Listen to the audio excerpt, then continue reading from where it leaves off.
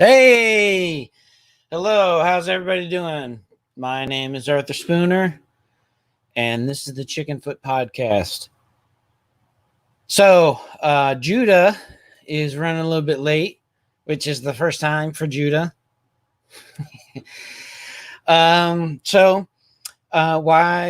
he is getting here, I thought I'd just let you know that. Whoa, here we go. Hey! All right, Man, there's Judah Buddha's nipples. what's going on? All right, well, we are live already with. Everybody? So, Judah, where are you right now? What's going on? I'm coming back from Tennessee. I went camping for a little bit. As you can see by my camping gear. Oh, are you with family? No, by myself. Oh, okay. So you ditched the family to do your own thing. That's cool. That's cool. Yeah, just the family. A little ditching the family thing. Nice. All right. Well, I just want to let everybody know to like, follow, and subscribe. Okay, thanks for the reminder, buddy. Sorry, we're a little discombobulated, both of us today. Yeah, we're a little out of sorts. Sorry, it's my fault.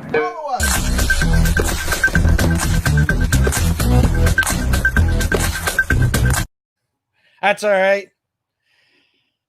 Like, follow, and subscribe. Can you hear me? Yeah, can you hear me? All right. So, you were running a little late. That's right, because we'll do it live. I'll write it and we'll do it live. And thing sucks. 5, 4, 3. That never gets old. I don't know why I love that thing.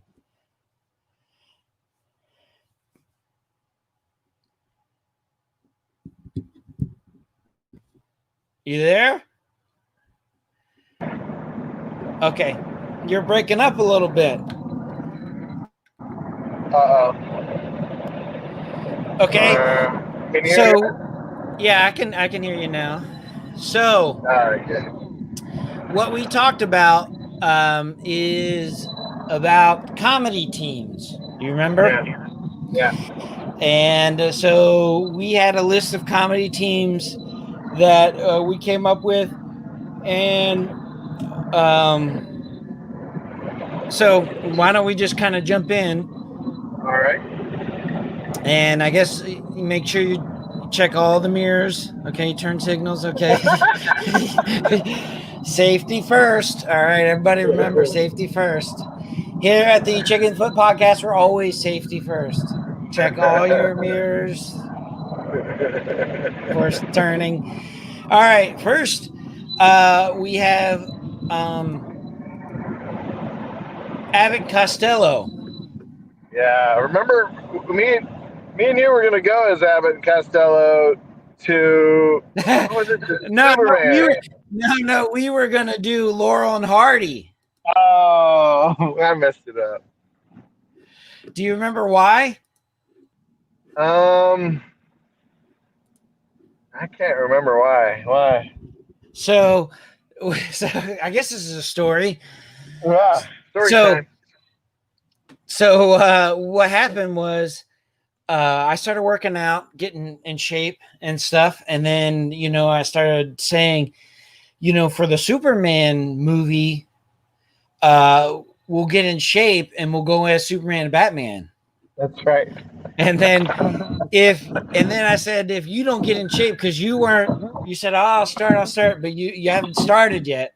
And I said, all right, if I'm in shape and you're not in shape, then I'll go Superman and you'll go as Laurel from Laurel and Hardy. You'll go as Hardy from Laurel and Hardy.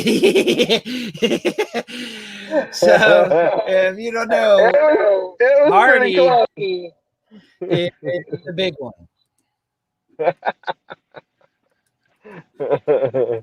If we went today, we'd probably have to go Laurel Hardy. Yeah, probably. All right. So we'll start with Abbott and Costello.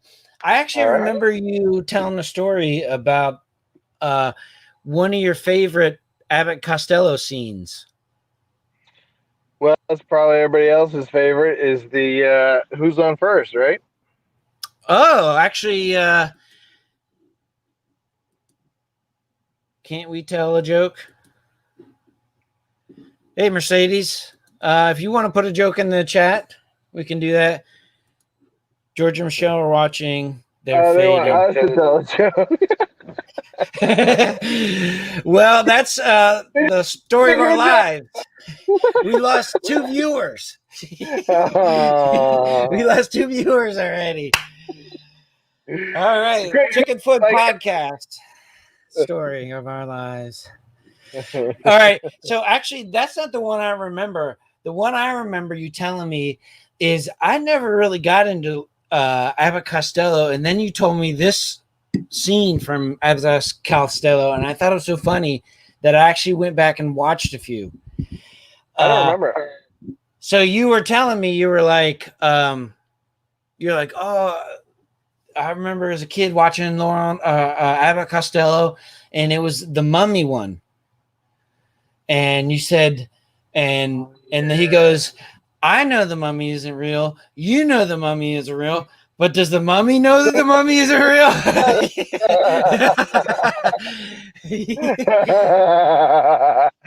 Yeah. So you went back and started watching them. I've watched a few, yeah. They're pretty good, aren't they? Yeah. You know, it's always fun to kind of watch some of those old ones because you know, it's not always cultural stuff. That some of it is not dated, some of it is up to date. You know what I mean?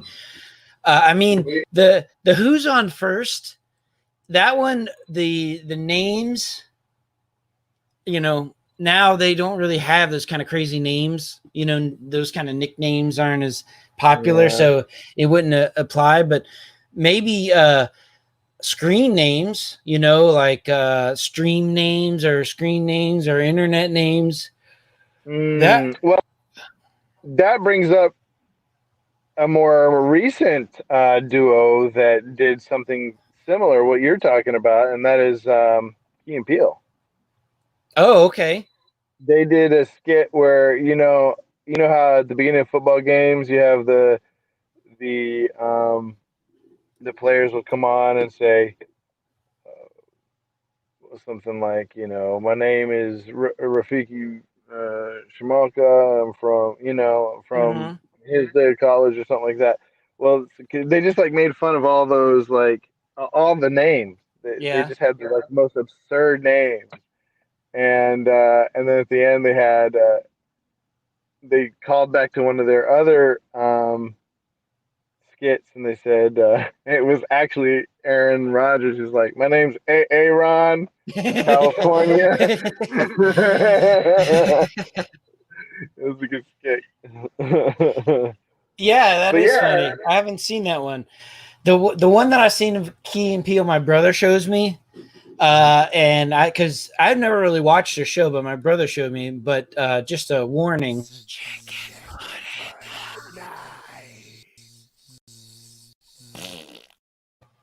Is a Chickenfoot at Night story. So it's the one where the couple comes over and they're running a little bit late. So and Key and Peele, they're friends, and so one of them and their wife comes in a little bit late, and then the wives split off and they go somewhere, and he's like, I'm telling my wife, I said, come on, we gotta go. And she's like, oh, just a minute. And he's like, a minute? I said, bitch. and then they go to tell another story. They go down in the basement, and he's like, yeah, you wouldn't even believe we were out, and she said, it just, all I need is just this one thing. Next thing I know, she's putting all this stuff in the basket, and I said, bitch.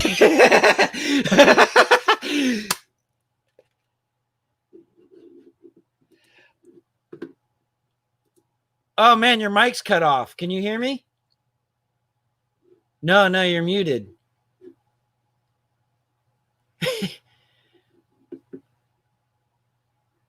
How about now? All right. So it's a little weird. So, all right. So, anyways, so it goes. He's out in the tree, and they're like in the tree, and he's like, "Bitch!" And then they're out in outer space. So, all right. I can't hear you. Can you hear me? Yeah. So, that's all right. What I'll do is I'll just do a voiceover and I'll mimic your words. So you go ahead and what were you saying? Here we are. Whoa, it came in. All of a sudden, when you knew I was going to do your words, all of a sudden now it came in. I don't want you putting words in my mouth. It'll be too much Chickenfoot at night. Yeah, so you were saying? I was just saying, I can't remember now, but I think the thing that works so good about Key and Peele is, well, what works so good about most comedy duos is you have a straight man and, and then the goofy one. But Key and Peele, they switch off. Like, so much of it is playing roles, whereas it's not like, so they're not telling jokes as much as they're playing roles. They're actors. Yeah. And they got their start on Saturday. What was it? Not the Saturday Night Live, but the Mad Chickenfoot at Night. No, Mad TV. Oh. Actually, I kind of think when I see their stuff, I really kind of feel like it's Gene Wilder and Richard Pryor. Can you see this photo or no? Yeah, I can. Okay. Because both of them, they played a character which was two totally different characters, and sometimes their character is the idiot. Yeah. And the other time, the other character is the straight man, and then they would switch off but they were so different because one was from like the inner city and one was just like this suburban white guy who's just ignorant of what's going on, Yeah. And so they would always play those kind of in situations. So I can't remember which one it was where they end up going to prison. They accidentally get convicted for a crime they didn't commit. Yeah, I never saw that. Yeah, and so they're in prison, and then Richard Pryor starts walking like this, and he's like, "What are you doing?" He's like, "Man, if you don't walk like a bad mofo around here, they're gonna get you." And so Gene Wilder's like walking like this. Oh man! But I think a lot of times in the straight man, we don't really. I can't think of a modern comedy team where there's just always a straight man. Mm-hmm. I tried. Not so modern, but Owen Wilson and Jackie Chan. Jackie Chan always plays it pretty straight. Like, he's not there. He's there for physical comedy, but he's not there for like jokes and goofy comedy, Well, the only thing I would disagree with that is they still do the Richard Pryor, Gene Wilder thing, that it's the cultural situation. So sometimes Owen Wilson is the cultural inept one, and sometimes he's the cultural expert in certain situations. He's like, man, he's like, what are you doing? What does Owen Wilson always say? Yeah. Whoa. What do you mean? Whoa. Whoa. Whoa. Whoa. What are you doing? What are you doing, man? I can't be seen with these kind of guys. Yeah, something like that. Yeah. Oh, we lost our viewer. So well, shut it down. All right. It's probably because your lack of communication skills. We need more jokes. Yeah. She was like, we need more jokes. Can't we tell a joke? And then because Georgia Michelle is my cousins, her brother and sister-in-law, and they were watching, and they're probably like, "This sucks." They're like, "This blows." What's a good joke that we can always be our go-to when somebody says, "Tell a joke"? Well, we always do the found $50. Oh yeah, The found $50 story, which I learned from a friend of mine because she was a horrible storyteller. When I was at Toccoa, I used to work at Gap, and she worked with me, and she would always tell I don't know how she would just kind of meandering around the story and kind of looping in miscellaneous facts. That's like, get to the point. Like, what are you saying? You know? And so she would notice that she would lose people. Instead of learning how to tell a better story, what she did was she would say, "Then I found $50." And then people are like, "Whoa, what?" And that would get them back. So instead of, learning how to tell a really pithy story, concise story, she would just made something else up to get their attention back. And then, so by the end of the story, she found like $200. What? $200? $200? Yeah. Hey, what are you getting back to the comedy duo thing? One, I think that the comedy duo is dead as it was because you don't see two people get up on stage anymore. You think of Smothers Brothers, you think of Laurel and Hardy. Like, these are guys that would go up on stage and they would do, they eventually went on movies and stuff like that, but they started off performing. So the second thing is, I think we should try to bring back the comedy duo because I think we could do it, whereas like one of us is a straight guy, one of us is the goofy guy, and switch off. The more I think about Laurel and Hardy, the more I think that they have a Gene Wilder, Richard Pryor kind of straight guy thing. So sometimes Hardy but they're both kind of idiots. You know what I mean? Yeah. And it all depends on the situation. Laurel is always goofy, but sometimes Hardy is the one who's in the know, and sometimes he's not. Yeah. But are you messing with something? No. Do you hear that scriggly scraggly? Yeah. No, that's every time you talk. No. Yeah. Oh, it is. Well, I don't know. I don't know where that is. Can you hear it now? Here, mute yourself and unmute. See if that helps. All right. Blah. No, it didn't help. Okay. So anyways, we'll just go with the gurgling and the churning in the background. So, and when I watched the movie, the Laurel and Hardy movie, the one thing that they did like a snippet of the routine. I wish they would have done a long section of the routine, like take one of the routines and redo it. Yeah. Because it was kind of humorous. But I think the reason why it doesn't work is ego. Yeah. Well, because every stand-up comedian, they want to be the one. Yeah. And you got to have the thing about acting, because they weren't just doing stand-up, they were acting. And the thing about acting is you've got to shine for the other person. Yeah. If you're always trying to take the spotlight, then you are pulling from it. It reminds me of an interview with Jeff Daniels when he was about to do Dumb and Dumber. And his agent was like, don't do it. It'll kill your career. When he told him, he's like, this is the stupidest movie. Don't do it. It'll kill your career.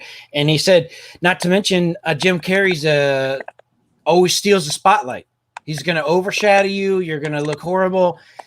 And so, but it went well because they both fed off of each other. So sometimes Jim Carrey would take this limelight and Jeff Bridges would just take the back seat, but sometimes Jeff Bridges would take the limelight and Jim Carrey would back him up. You know? Not Jeff Bridges. What's his name? Jeff Daniels. Sorry. Jeff Daniels. Yeah. I think I saw every time Jeff Daniels talks about it, he does talk about how he loved to just give the spotlight to Jim Carrey. And I always thought that was really interesting because Jim Carrey like made so many enemies from interviews I've heard because he would do it, but it was because people wouldn't roll with it because Jeff Daniels is still super funny in that movie. Yeah. Super funny. Yeah. It's all like, go ahead. Little spurts. Whereas sometimes Jim Carrey can just go on and on and on and on. It's like not as funny. I think that some of it has to do with ego. So they would have to have a comedy, and then the writing. You'd have to have really good writing. You know what I mean? I've seen comedy teams where it just didn't flow. Yeah, it felt like an act and not like something that naturally flowed. You know, like when you see stand-up comedy, sometimes it feels like they're just up there riffing. Yeah. You know what I mean? That this is not staged. This is not written out. This is not gurgling and churning and all that kind of gurgling. That this is just natural, right? But in reality, it's a performance. Yeah. Right. They wrote it out and all this stuff, and that's what they need to have is something that's more of a feel that it doesn't feel performed; it feels natural. And I think it has everything to do with experience. Yeah. Where they know each other so well that they can finish each other's sentences. Sandwiches. They can fit each other's sandwiches. That reminds me of what I used to do. I don't know if you ever met my friend. We're well into story time.